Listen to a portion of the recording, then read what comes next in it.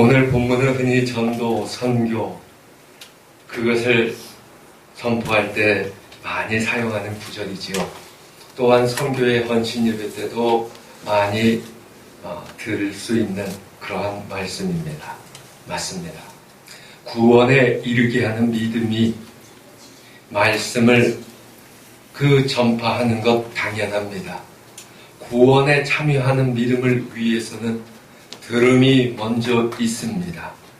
들음은 말씀의 선포를 의미하고 선포는 보냄을 받은 선포자가 있다 하는 것을 전제합니다. 그래서 오늘 주어진 본문에서 사도 바울은 두 가지를 강조하는 것 분명합니다. 가까이에 있는 말씀 전파 해야지 된다는 거예요. 그런데 한 걸음 더 나가서 이방에게까지 말씀 전하는 자신의 사도됨의 소명이 무엇인지 그것을 밝히고 있습니다. 쉽게 얘기하면 그래요. 교회가 있어도 교회 가자고 하는 사람이 있어야 나오죠. 누가 자기 혼자 뻘쭘하게 와가지고 예배 잘 드리겠다고 할 수 있는 사람이 많겠습니까? 그렇지 않잖아요. 그래서 말씀을 증거해야 된다는 거예요. 그리고 특별히 그것을 위해서 소명을 받았다라고 하는 것을 깨달으라는 겁니다. 그런데 오늘은 거기에 조금 더 하나 더 보고자 해요. 이 세상에서 가장 아름다운 게 뭘까요? 누구나 아름다움이라는 말을 들으면 떠오르는 그 무언가가 다들 계실 거예요. 그런데 잠언서 25장 25절을 보면 먼 땅에서 오는 좋은 기별을 목마른 사람에게 냉수와 같으니라. 목마른 사람에게 가장 필요한 것은 냉수지요. 거기에 뜨거운 물 줘도 별로 좋아할 사람 없고요. 목마른 사람한테 어떤 텁텁한 음식을 산의 진미를 쳐서 주어도 좋아하지는 않을 거예요. 그때 필요한 거는 그 물 한 잔인 거예요. 오늘 본문 15절에서 바울이 예수 그리스도이시다 이 소식을 전하는 거야말로 아름다운 일이라고 말씀하고 있습니다. 아름답다는 말은 좀 전에 했던 잠언서 25장 25절의 비유처럼 목마른 사람에게 생수를 전해주는 일입니다. 뭔가 해야 되겠다. 그래서 본문에서 말하는 율법을 지킴으로써 의가 비롯된다라고 하는 주장이 아니라 의라는 것은 결코 경험할 수 없다고 좌절하는 것도 아니지만 그리고 그것이 모두 섣부르고 때에 이른 일이라는 것도 알아야 한다는 거예요. 사도 바울은 오늘 이 본문에서 이사야 52장 7절을 인용하고 있습니다. 예수님이 그리스도이십니다. 이 복음을 전하는 발걸음이 아름답다. 저는 그래서 생각을 해봤어요. 성경에서 그 발걸음이 아름다운 자가 누가 있을까? 그런데 결단코 아름답지만은 않은 하나의 생각이 들었습니다. 마태복음 14장에서 보면은 베드로가 나와요. 풍랑이 있는 배에 있는데 예수님 오시지는 않았고 기다리다 보니까 그 풍랑에 배가 흔들리고 빠질 것처럼 됐어요. 자신은 거기에서 억으로 평생을 살았기 때문에 그 바다는 누구보다 자신 있는 바다예요. 그렇지만은 그날 파도는 너무 심해가지고 어찌할 줄 모르는데 예수님이 물 위를 걸어오셨어요.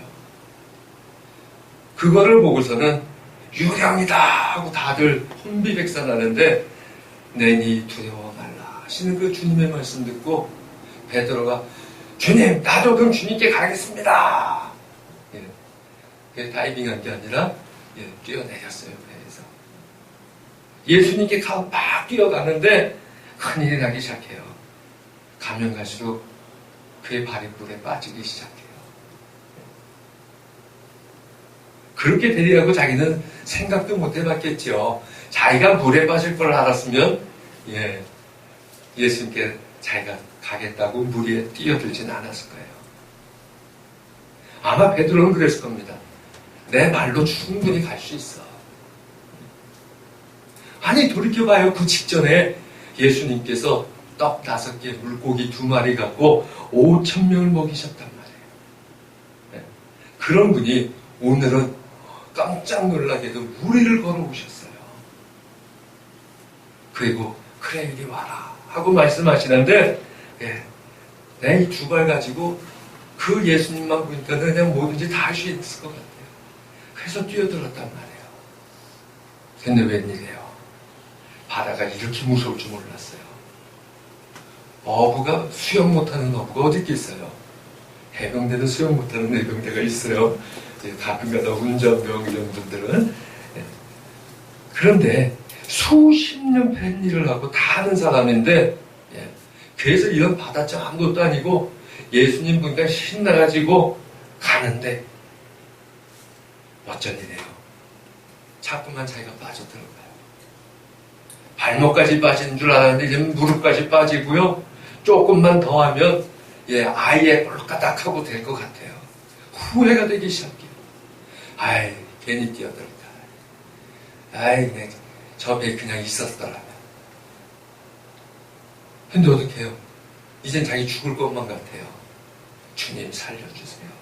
목이 터져라 외쳤어요.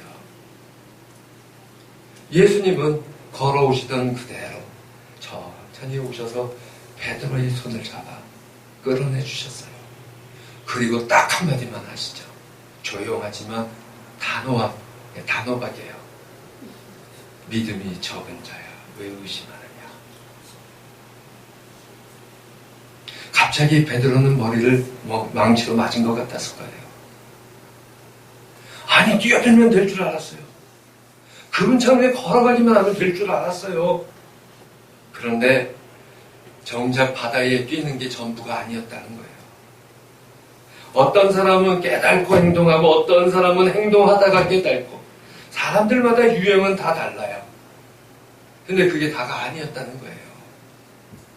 준비되지 않은 행동은 의심을 부른다는 것을 뒤늦게나마 깨닫기 시작했어요.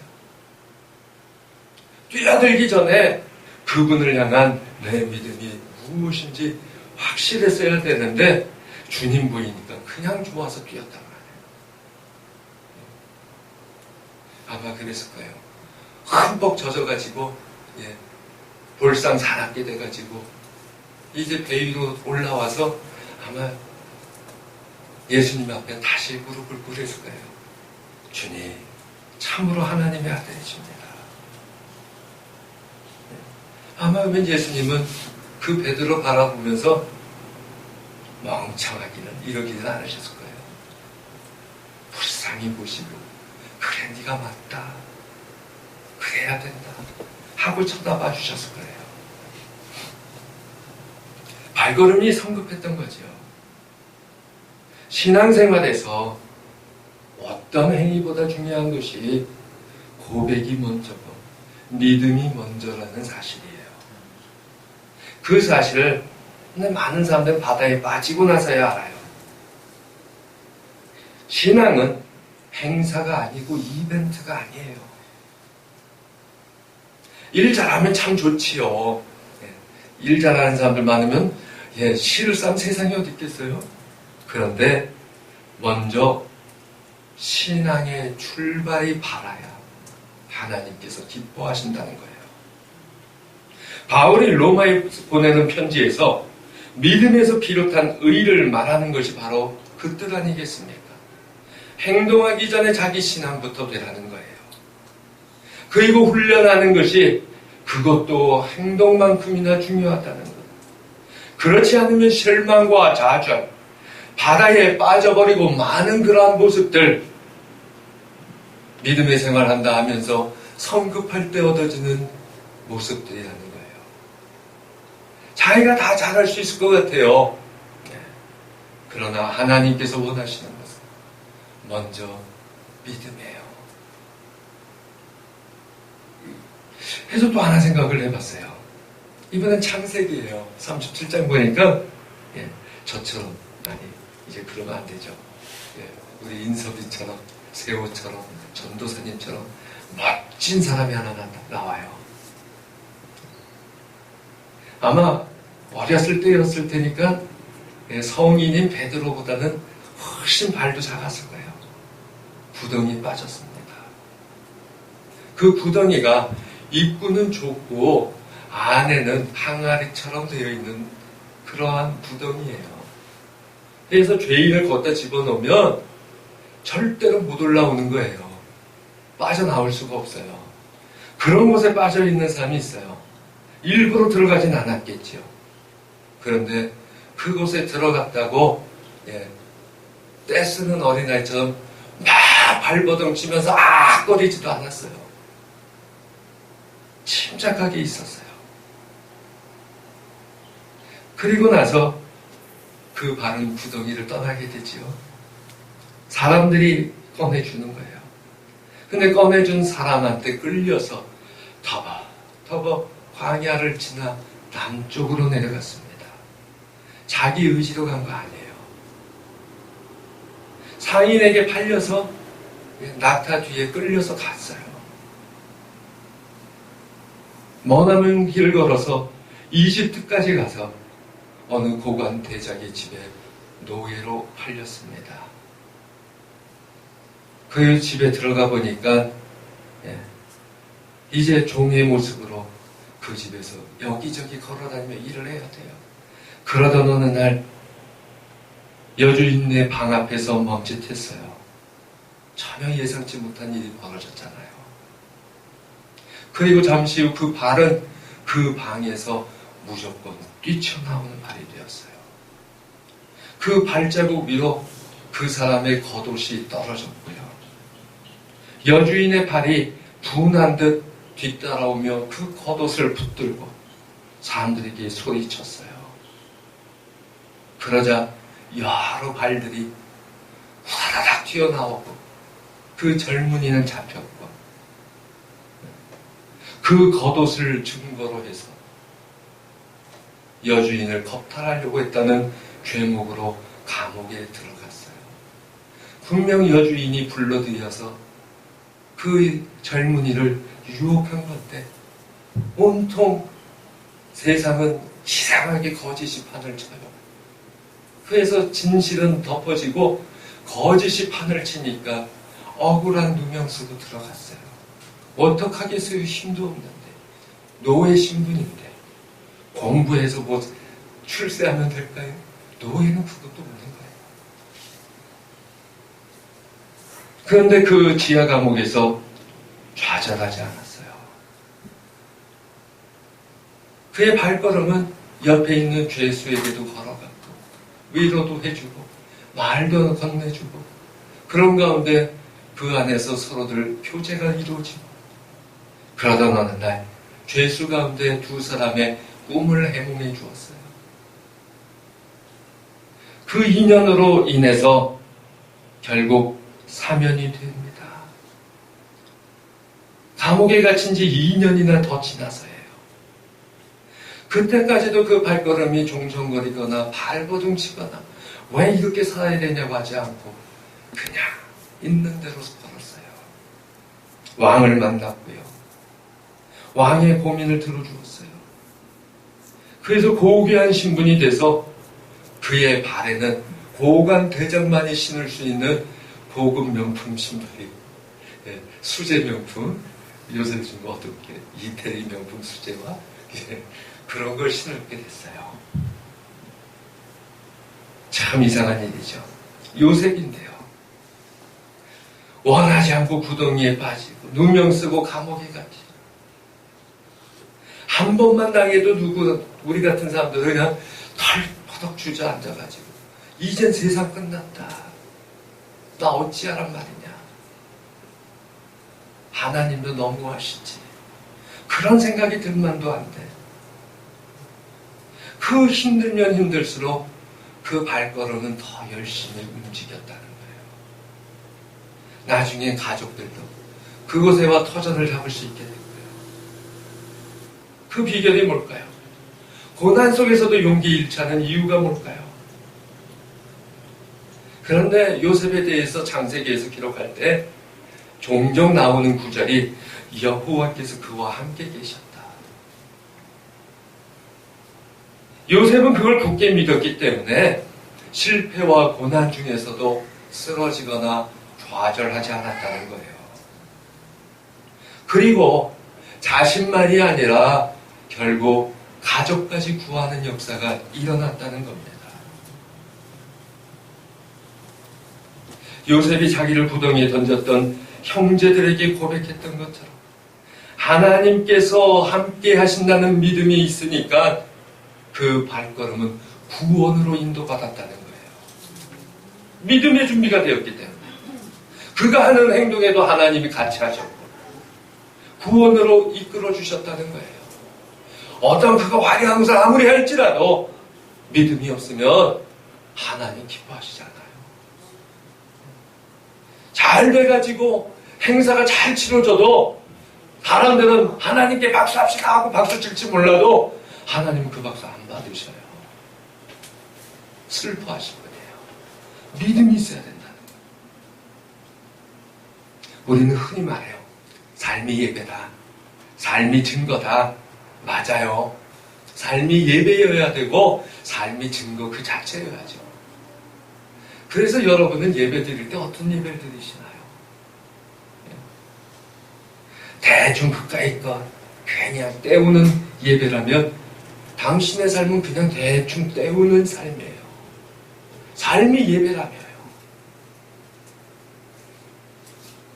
무엇이 당신의 삶의 증거입니까? 하나님의 축복받았다는 것? 하나님의 능력으로 출세했다는 것? 그걸로도 충분히 사람들한테 어필할 수 있죠. 야, 저 사람 장관인데 예수 믿는데, 저 사람 대통령 후보인데 장로래 찍어야지.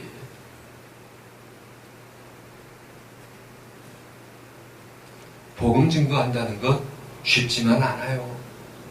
나가서 복음 증거하면 거절도 심하지요. 이상한 사람 취급도 받아요.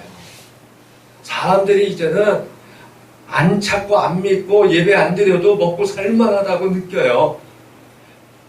자기가 무슨 짓을 해도 나 먹고 사는 거에 큰 지장 없다고 생각해요. 그런 많은 세상이 됐어요, 대한민국이. 그러니까 하나님 소용없고 필요 없다고 그래요. 교회 가자고 하면 이상하게 생각해요. 근데 세상 사람은 그렇다고라고 하죠. 교회나 목회자들이 거리에서 전도하는 것 소용없다고 하는 세상이에요. 정하려면 효과적인 것, 좀 쉽게 될 수 있는 것, 그 길이 뭐냐는 걸 찾아요.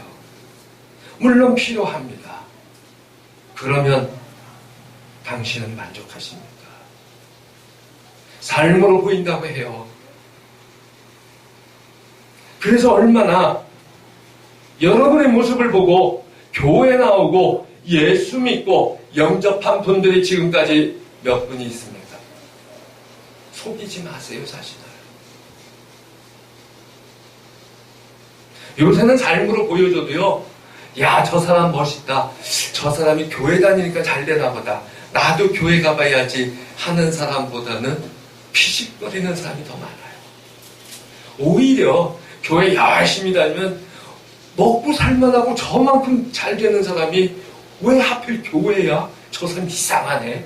이런 세상이 되었어요. 이사야 선지자는 52장 7절에서 이 본문의 말씀을 좋은 소식을 전하며 평화를 공포하며 복된 좋은 소식을 가져오며 구원을 공포하며 시온을 향하여 이르기를 내 하나님이 통치하신다 하는 자의 산을 넘는 발이 어찌 그리 아름다운가, 이렇게 말씀했어요. 그 말씀 인용한 로마서의 말씀에서 차이가 딱 하나였죠. 발이 아름답다는데 어떤 말이에요? 복음 전하는 발인데 이사야에서는 산을 넘으면서도. 오늘날 복음 증거한다는 거 참 그 자체가 산이에요. 남들도 산이고 환경도 산이고 전하는 거 귀찮고 부끄럽다 여기는 내 자신도 산이에요. 아예 내가 그 산을 넘는 것이 아니라 그 산을 짊어지는 사람은 너무 많아요. 그 산을 넘어야 하는데 무엇으로 넘어야 되겠습니까? 좋은 방법 찾고자 야단해요. 사실 저도요, 지난 주간에는요, 좀 답답해가지고 몇몇 목사님, 몇몇 교회 좀 찾아가 봤어요. 그 중에 정직히 그런 요령을 잘 하시는 분들 찾아갔어요. 우리 교회랑 비슷한데 좀 되신다라고 사람들이 이야기하는 교회. 근데 항상 그런 분 만나면 똑같아요. 요령은 이야기 되시는데 복음은 사라지셨어요. 본질과 소망을 말하는 분들을 만나면 현실에서 맞닥뜨리는 산을 인식할지 몰라도 넘는 방법엔 막막해요. 거다 성장했다고 하는 교회, 세상적으로요. 일부러 찾아가 봤는데 솔직히 저희 교회보다 나은 거 별로 없더라고요. 그 사람들은 왜 이렇게 소문이 났을까요? 이젠 큰 교회만이 아니라 조그만 교회조차도 숫자 노름하고 그거 자랑하게 바빠졌어요. 예수님을 전하는 게 아니라 사이즈를 전하고 있어요. 한마디로 주중에 제가 걸은 걸음도 아름답진 않았어요. 그러면 그 전할 때 뭘 전하느냐? 복음이에요. 오늘 본문을 다시 한번 보면요, 이는 마음으로 믿으면 의를 향하고 입으로 시인하면 구원을 향하기 때문입니다. 성경은 이사야 28장 16절을 통해 말씀하십니다. 그를 믿는 이는 아무로 부끄러움을 당하지 아니할 것이다. 이것은 유대인이나 헬라인에게나 구별이 없는 뜻입니다. 사람 골라가며 복음이 전해지는 것이 아니라 그분께서는 모든 이들에게 동일한 주님이시고 그분께 부르짖는 모든 이들에게 풍성하신 분입니다. 왜냐하면 주님의 이름을 부르는 이는 누구나 구원받을 것이라 말씀했기 때문입니다. 어떻게 믿는 적이 없는 것을 부르겠습니까? 또 어떻게 들은 것이 없는 것을 믿겠습니까? 또 어떻게 선포하는 사람이 없이 듣겠습니까? 또 보냄받지 않았다면 어떻게 선포하겠습니까? 그래서 기록된 대로입니다. 좋은 소식을 전하는 이들의 발걸음이 얼마나 아름다운가. 복음은 믿음으로 시작돼요. 복음은 입으로 시인해야 구원에 이른다라고 말씀해요. 바로 우리 주 예수 그리스도께서 나의 구세주가 되시고 내 죄와 허물을 위해 십자가에 돌아가신 그 사랑 믿고 의지한다고 시인해야 돼요.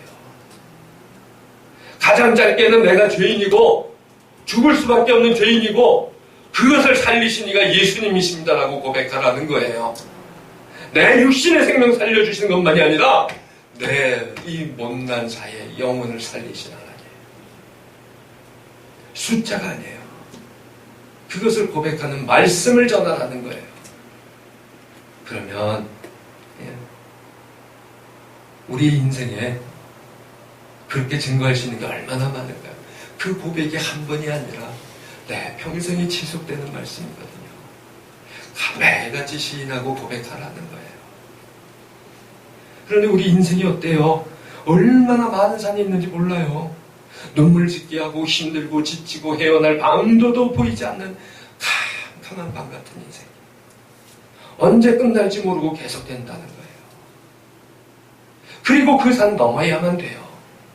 안 넘으면 내 인생은 거기에서 낙오된다는 것 누구보다 내가 알아요. 세상과 방법이 말하는 축복을 말하는 사람들, 그냥 산을 넘는 거에 초점 둬요. 그런데 은혜 받는 성도시라면 복음으로 넘고자 하시기 바랍니다. 산이 중요한 것이 아니라 내가 복음을 가지고 넘느냐는 게 중요한 거예요. 산을 만날 때마다 나는 다시 고백해야 돼요. 주님밖에 없습니다. 주님만이 길이십니다. 주님이 나와 함께 하시고 나를 건지시는 분이십니다.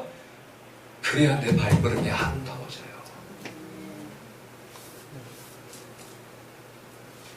그것만으로 만족한 인생이라고 시인하고 고백하는 자가 복음을 들고 산을 넘는 자입니다. 시련과 유혹과 죄 지을 수밖에 없는 수많은 것으로부터, 또는 교회를 다니고 예수님을 안다고는 하지만 무분별한 열심과 세상의 잣대로 자신의 일을 재고자 하는, 그것이 신앙인 것으로 착각하는 아름답지 못하고 더러운 걸음들을 이제는 멈추고 복음을 들고 건너가세요. 오늘 인용된 이사야 52장 7절의 말씀에 아름다운이라고 옮겨진 낱말을 히브리어 본문이나 헬러 본문 보면은 아름답다, 사랑스럽다는 의미를 가지는데, 어원적으로 보니까 거기에는 적절함의 아름다움이에요. 적절한 때에 맞춰진 아름다움이라는 거예요. 우리가 매 순간 고백되어지고 매 순간 산을 넘어가는데, 주님께서 그 산을 넘어갈 수 있도록 시인하고 고백하고 따라가는, 복음 들고 걸어가는 우리에게 때마다 공급하시는 은혜가 있다는 거예요. 넘어갈 수 있도록 적절한 은혜 계속 주신다는 거예요. 시편 66편 20절 기억하시죠? 제가 금요일날 드렸던 말씀이에요. 하나님을 찬송하리로다. 그가 내 기도 물리치지 아니하시고 그의 인자심을 내게서 거두지도 아니하셨도다. 하나님께서, 신실하신 하나님께서 우리를 인도하신다라고 약속하셨단 말이에요. 그 말씀 부여잡고 건너가는 사람에게 넘어가게 하신다는 거예요. 그렇게 넘어가야 복음도 전해지는 거예요. 바울이 비판하는 율법주의자들은 어떤 건가요? 뭔가 먼저 봐야 한다고 주장합니다. 그리고 이리저리 자기가 걸어다니고 분주하게 다녀요. 근데 그렇게 하는 사람들 이내 지치고 말아요. 우리는 할 수 없어요. 그러나 예수님이 그리스도시다 고백하고 믿는 자들에게 언제나 구원을 경험케 하신다는 거예요. 그것이 복음의 말씀이에요. 이 말씀에 대한 깊은 성찰구합니다. 고백으로 아름다운 발걸음 이어나가시기 바랍니다. 우리의 발걸음에 먼저 선행되는 것이 복음을 들고예요. 그렇게 준비된 발걸음, 그거야말로 마치 목마른 자에게 내어주는 가장 필요한 냉수처럼 이 세상에 주님을 드러내고 전하는 아름다운 발걸음이 될 것입니다. 내가 먹고 사는 것으로 그치는 것이 아니라 그것으로 주님께 영광 돌리고 사람들에게 증거하는 자가 될 때 그 발걸음 얼마나 아름답겠습니까? 오늘 여기 계신 분들 복음 들고 산을 넘으시기 바랍니다. 저와 함께 같이 모두가 동역자가 돼서 합력해서 합심해서 내 사정, 내 가정, 내 교회, 이 사회, 이 나라 위해서 함께 복음 들고 산을 넘기 원합니다.